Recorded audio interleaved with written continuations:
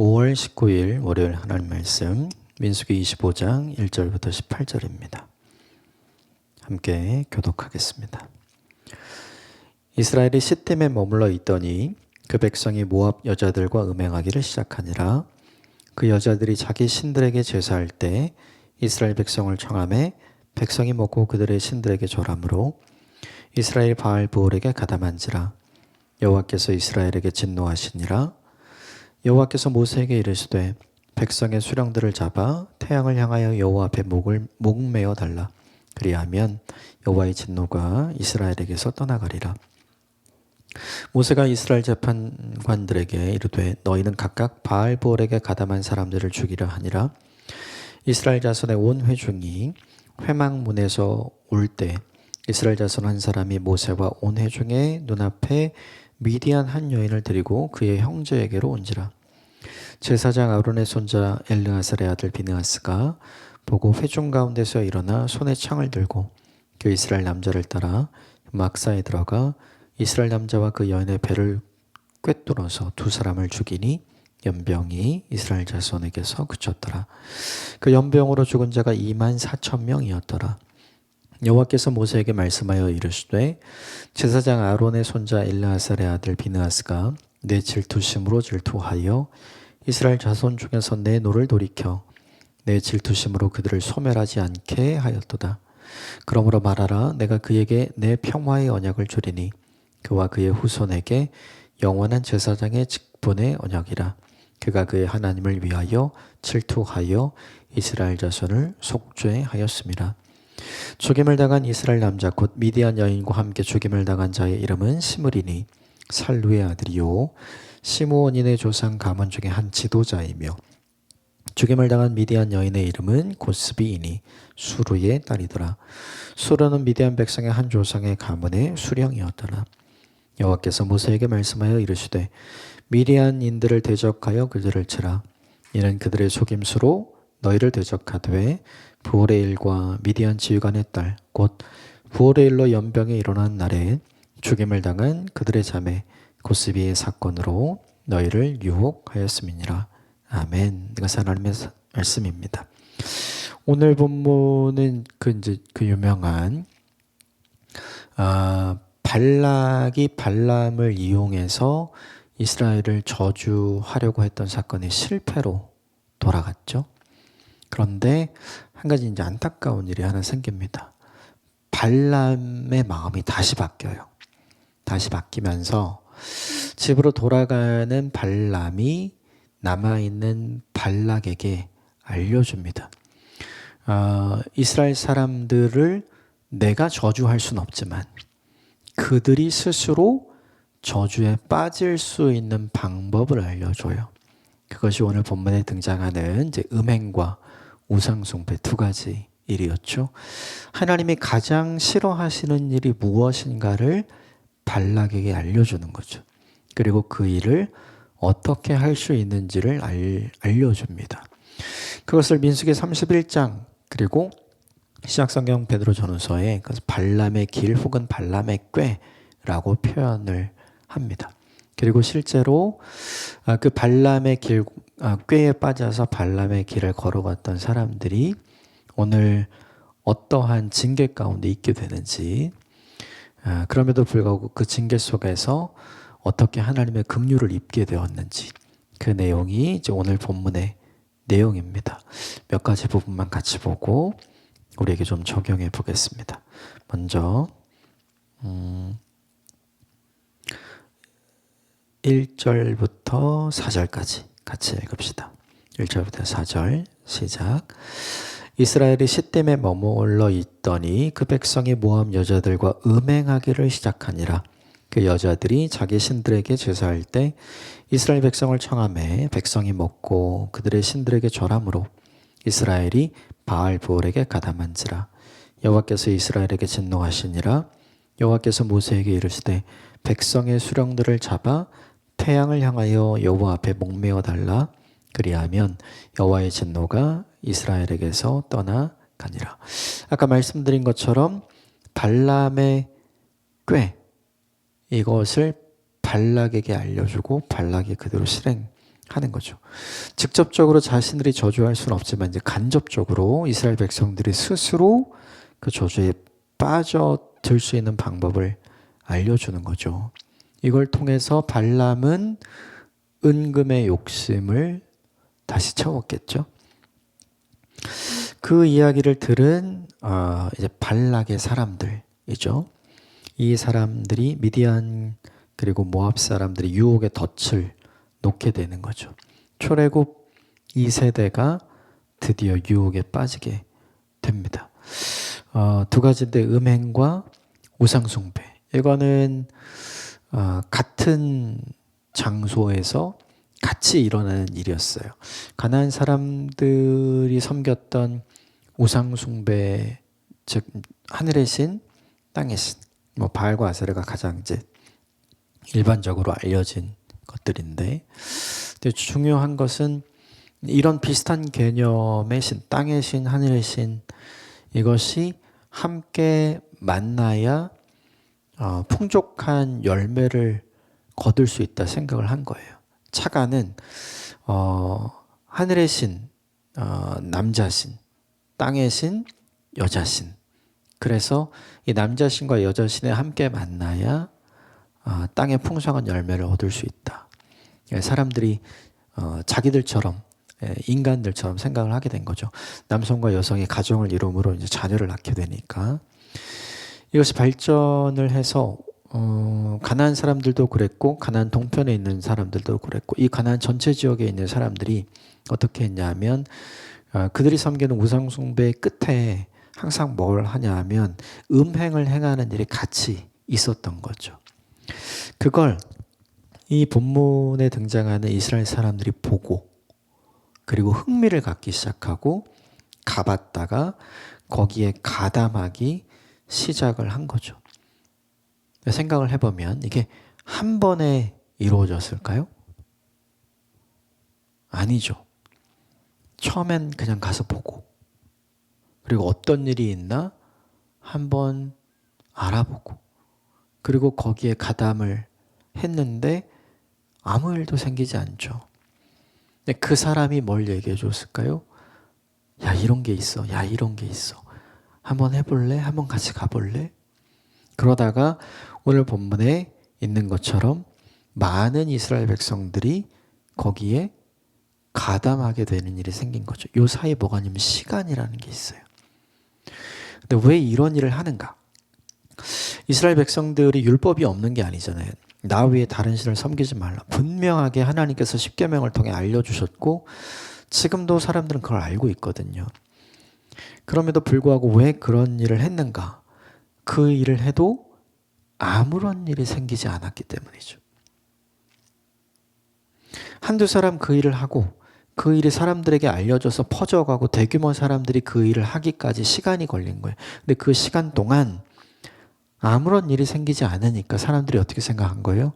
해도 되나 보다. 사람들이 착각한 거죠.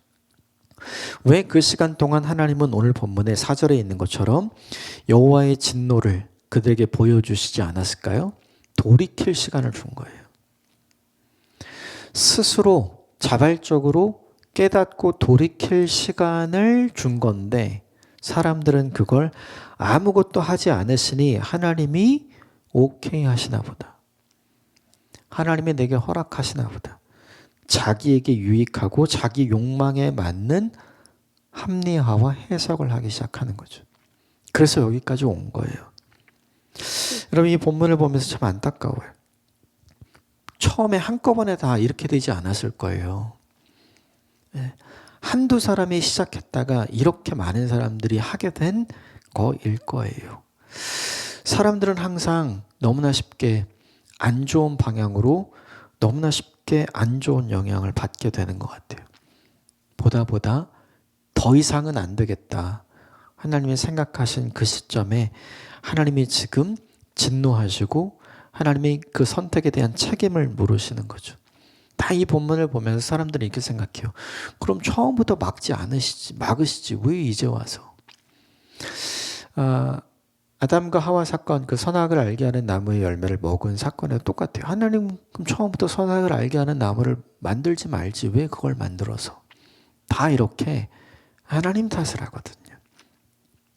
그걸 보면 우리가 본질적으로 얼마나 악한지를 보는 거예요. 이 본문을 보면서도 그러면 좀 처음부터 막아주시지. 한 사람 그랬으면 본보기로 뭘 해주시지. 그러면 안 그랬을 텐데. 아니요. 우린 그런 존재가 아니죠. 어떻게든 안 걸리게 했을 거예요. 이 우상숭배에 참여하고 음행에 참여하는 걸 모든 사람들이 알게 사람들이 참여했을까요? 절대로 그렇지 않아요. 아무도 모르게, 소문나지 않게 이 일을 했을 거예요. 이 일을 하는 것이 떳떳하지 않다는 걸, 이 일을 하는 것이 하나님이 좋아하시는 일이 아니라는 걸 사람들이 모르지 않거든요. 그런데 그 일을 합니다. 결국 하나님께서 움직이기 시작을 하시죠.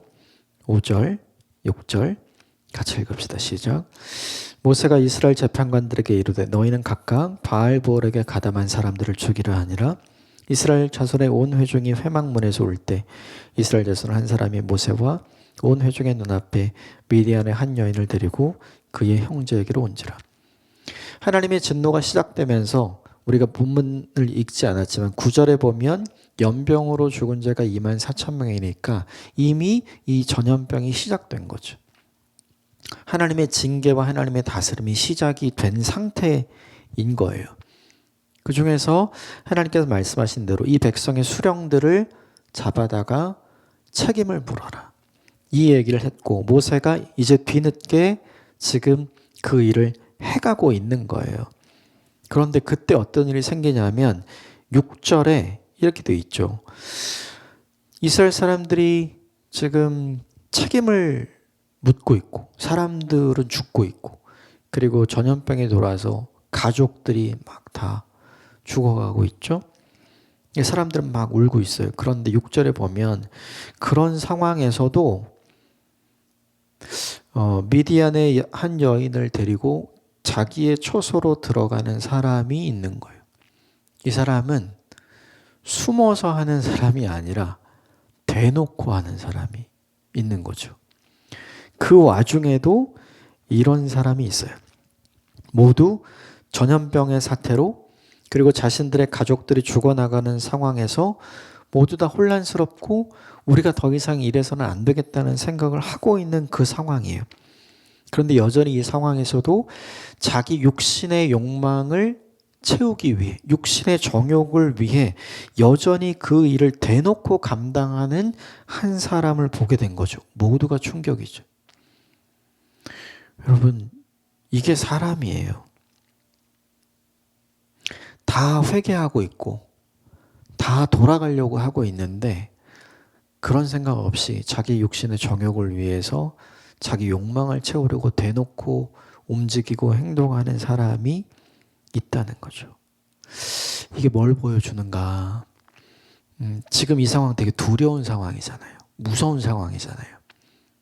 근데 이것보다 자기 욕망이 더 중요한 거죠. 자기 욕망을 채우지 못하는 상황이 오는 게 더 두려운 거예요.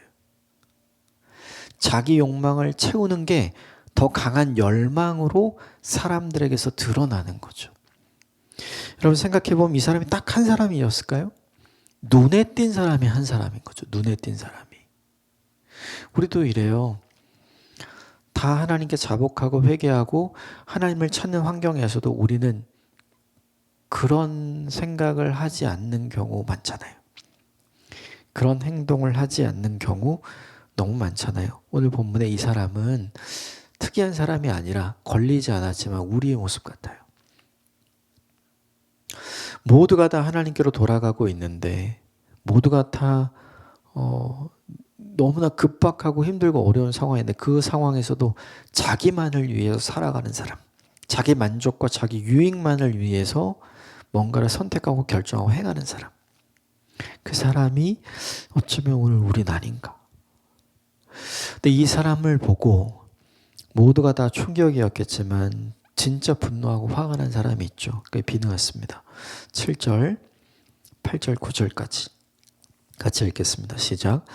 제사장 아론의 손자 엘르아살의 아들 비느하스가 보고 회중 가운데 일어나 손에 창을 들고 그 이스라엘 남자를 따라 그의 막사에 들어가 이스라엘 남자와 그 여인의 배를 꿰뚫어 두 사람을 죽이니 연병이 이스라엘 자손에게서 그쳤더라. 그 연병으로 죽은 자가 24,000명이었더라. 비느하스가 분노했죠. 그래서 그를 죽였어요. 그랬더니 연병이 사라지고 하나님의 진노가 그쳐졌죠. 이 본문을 우린 좀 잘 봐야 될 것 같아요. 이 본문을 볼 때 어떻게 봐야 되는지를 알려주시기 위해서 그래서 그 다음 본문이 나옵니다. 10절부터 13절 이제 마지막 같이 읽읍시다. 시작. 여호와께서 모세에게 말씀하여 이르시되 제사장 아론의 손자 엘르아셀의 아들 비느하스가 내 질투하심으로 질투하여 이스라엘 자손 중에서 내 노를 돌이켜서 내 질투하심으로 그들을 소멸하지 않게 하였도다. 그러므로 말하라. 내가 그에게 내 평화의 언약을 주리니 그와 그의 후손에게 영원한 제사장의 직분의 언약이라. 그가 그의 하나님을 위하여 질투하여 이스라엘 자손을 속죄하였습니다. 비느하스가 한 일은 우리가 어떻게 이해하고 어떻게 적용해야 될까? 이게 되게 중요해요. 비느하스가 한 일은 분명히 사람을 죽인 일입니다. 둘이나 죽였죠. 그런데 그걸 하나님이 지금 잘했다고 얘기하는 거잖아요. 쉽게 말하면. 그 일을 잘했다고 이야기를 하는 거예요. 이게 어떻게 잘한 일이 될 수 있을까? 그리고 그 일 때문에 전염병이 사라지게 되었죠. 죽은 사람이 24,000명이에요. 계속됐으면 더 많은 사람이 죽었겠죠. 그 죽은 사람들은 어떤 사람들일까요? 이 우상숭배와 음행에 참여했던 사람들이었겠죠. 그렇다면 생각을 해보면 이 비느하스의 분노, 이것은 개인적인 분노가 아니라 오늘 10절부터 13절에 이르기처럼 내 질투하심을 보여준 거잖아요. 그러니까 비느하스의 분노는 하나님의 분노였던 거죠. 이걸 보여줬어요. 그렇다면 이게 왜 칭찬을 받는 것일까 생각을 해봐야죠. 구약 성경에서 하나님과 이스라엘은 남편과 아내로 비견되게 해요. 그러니까 약속이 있는, 언약이 있는 부부관계로 이해가 된단 말이죠. 근데 외도는 그 관계를 깨는 거고 그 신뢰를 깨는 거며 죄가 되는 거잖아요. 그 죄는 용서할 수 있지만 용서한다고 해서 죄가 없어지는 건 아니거든요. 하나님은 자신의 신부된 이스라엘을 사랑해요. 그죠? 이스라엘을 사랑하지만 이스라엘의 죄를 없는 것으로 여겨주시진 않죠. 용서하시고 다시 받아들여 주시지만 철저하게 뭘 하게 하시나요? 죄에 대한 대가를 치르게 하시죠. 그리고 용서하세요. 왜 그 죄에 대한 대가를 치르게 하시는가? 그의 분노가 어떤지를 알려주시고 그들의 잘못이 어떤 건지를 분명히 알려주시며 다시 그들이 그런 일을 하지 않도록 그들을 바꾸셔서 나의 분노가 다시 그들을 향한 사랑으로 바꾸어진다는 걸 그들에게 분명히 보여주시기 위함이죠. 이건 되게 중요해요. 왜 하나님께서 우리는 이렇게 생각하거든요. 그 비느하스가 꼭 그래야 되는가? 그렇지 않고 그냥 용서해 주시면 되지 않는가? 아니요, 그렇지 않아요. 하나님의 사랑은 무한한 사랑이지만 조건 없는 사랑이지만 바른 사랑이거든요. 하나님의 사랑은 공의와 정의가 깔린 사랑이에요. 공의와 정의가 없는 사랑이라면 죄 있어도 괜찮아요. 그냥 괜찮아, 나는 널 사랑해, 이렇게 되는 거죠. 하지만 공의와 정의가 있는 사랑은 이러면 안 돼. 이거는 내가 받아줄 수 없어. 이건 네가 고쳐야 되는 거야. 나는 여전히 너를 사랑하지만 내가 온전히 너를 사랑하기 위해 그리고 너의 사랑을 온전히 받기 위해 네가 바뀌어야 되는 부분이 이 부분이야. 이 부분을 분명하게 알려주시고 제시해 주시는 분이죠. 하나님은 그냥 봐주시는 게 아니에요. 없던 것으로 여겨주시는 게 아니라 대가를 치름으로 다시는 그 일을 행하지 않는 사람이 되도록 변화시켜 주시는 분이신 거죠. 만약에 하나님이 봐주시는 분이라면 사람은 어떻게 할까요? 그걸 이용하겠죠. 지난번엔 봐주더니 지금은 왜 안 봐줘? 지난번엔 사랑하니까 봐준다고 하더니 지금은 안 봐주는 거야? 그러면 그 사랑이 변한 거네? 이렇게 사람들은 자꾸 탓을 해요. 말꼬리를 붙들고 자꾸 자기 합리화를 하면서 오히려 오래 기다려주시고 사랑해주신 그 하나님 탓으로 자꾸 몰아가는 거죠. 자기 잘못을 인정하지 않고 하나님께 잘못했다고 이야기하는 존재가 누구냐면 사람인 거예요. 하나님은 오래 참으시는 분이에요. 그러나 불의한 것을 참으시는 분은 아니에요. 하나님은 사랑하시는 분이에요. 그러나 하나님은 불의한 것도 사랑하시는 분은 아니에요. 하나님은 사랑이시지만 자기의 유익을 구하시는 분이 아니잖아요. 서로의 유익을 구하는 거예요. 근데 사람은 항상 어떻게 하냐면 그것과는 다르게 하는 것 같아요. 나의 유익만을 구하는 사랑. 나의 잘못을 그냥 봐주기를 원하는 사랑. 그냥 넘어가 주기를 원하는 사랑. 그것을 사랑이라고 얘기해요. 아니, 그건 사랑이 아니에요. 네. 그건 사랑이 아닙니다. 편애는 될 수 있겠죠. 근데 하나님 그렇게 편협한 사랑을 주시는 분이 아니라 바른 사랑을 주시는 분이잖아요. 그러므로 비느하스가 한 일을 우리가 어떻게 봐야 하는가? 되게 중요한 게 내 질투심을 보여준 것이다. 이 부분이 되게 중요해요. 비느하스는 이스라엘에 대한 하나님의 사랑이 어떤지를 보여준 거예요. 그가 외도하니 내가 얼마나 분노했는가 이걸 보여주는 거죠. 이 얘기는 뭐냐면 나는 너밖에 없다는 뜻이거든요. 이스라엘은 나는 하나님 아니어도 돼요라는 뜻이잖아요. 근데 둘이 언약관계면 내가 그 사랑으로 나는 변함없이 사랑할 거지만 나도 그 변함없는 사랑으로 사랑을 받고 싶은 마음이 하나님께 있는 거거든요. 그러니까 비느하스가 잘 보여준 게 있어요. 그건 뭐냐 하면 하나님에 대한 한 사람의 열심이 어떤 건지, 하나님을 향한 한 사람의 진심이 어떤 건지, 하나님을 향한 한 사람의 사랑이 어때야 되는지를 비느하스가 너무 잘 보여준 거죠. 근데 되게 중요한 게 이 한 사람 때문에 모두가 용서받죠. 이게 되게 중요해요. 모두가 다 이렇게 바뀔 수는 없어요. 한 사람만 이렇게 하면 하나님은 그 마음을 거두어 주시는 거죠.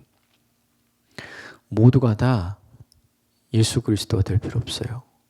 될 수도 없고요. 한 사람 예수 그리스도만 하나님 말씀에 순종하고 그 인생의 십자가를 지게 되면 모두가 그로 인해 하나님의 크신 은혜와 은총을 받게 되는 거랑 똑같은 거죠.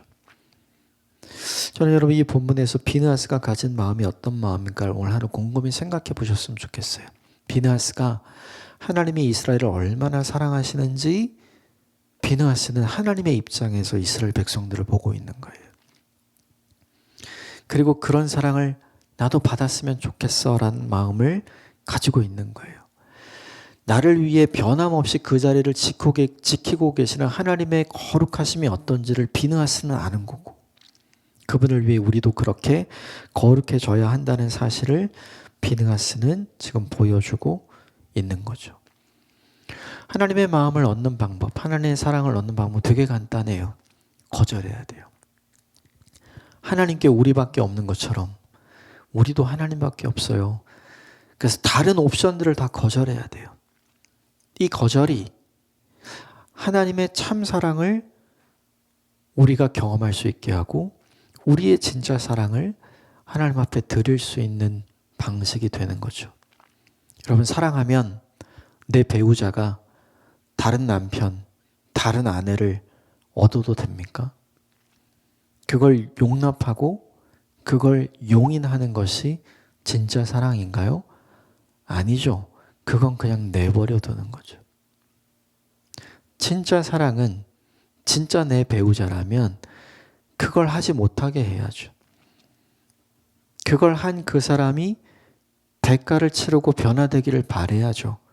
그리고 그 변화된 그 사람을 다시 처음 사랑으로 사랑할 수 있어야죠. 근데 이 일이 얼마나 하기 어렵습니까? 근데 오늘 하나님은 뭘 하시냐면 그 일을 하고 계신 거예요. 이 본문이 우리에게 보여주는 하나님의 중요한 모습이 있죠. 우리랑 하나님은 달라요. 하나님처럼 넓고 깊게 우리를 사랑하는 분이 없어요. 그 하나님의 사랑을 깊이 깨닫고 나도 거절해야 될 것을 거절하는 하나님의 사람이 되시기를 주님으로 축복합니다. 내가 세상의 것들을 거절해야 하나님을 향한 온전한 사랑을 보여드릴 수 있습니다. 그 사랑으로 충만한 오늘 하루가 되시길 바랍니다. 함께 기도하겠습니다.